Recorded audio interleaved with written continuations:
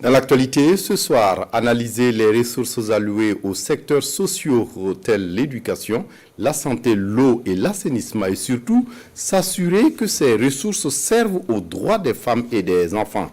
Le Centre d'études et de recherche Action pour le développement économique et social intégré veille au grain.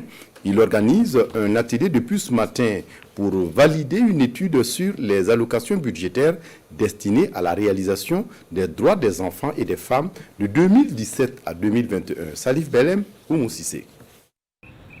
Le Burkina Faso, confronté au défi de la répartition inéquitable des ressources publiques, surtout en faveur des groupes sociaux les plus défavorisés, dont les femmes et les enfants. C'est la conviction du Centre d'études et de recherche Action pour le développement économique et social intégré sur Adésie. C'est pourquoi, dans le cadre de la promotion de la bonne gouvernance économique et financière des ressources publiques, il initie une étude sur l'analyse des allocations budgétaires aux secteurs sociaux destinés à la réalisation des droits de l'enfant et de la femme.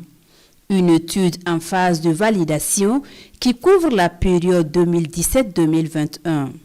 L'une des conclusions importantes, c'est qu'il va falloir mener une réflexion pour voir comment arriver à accroître le volume des ressources affectées à ces secteurs sociaux-là, même si ce n'est pas au travers du budget de l'État.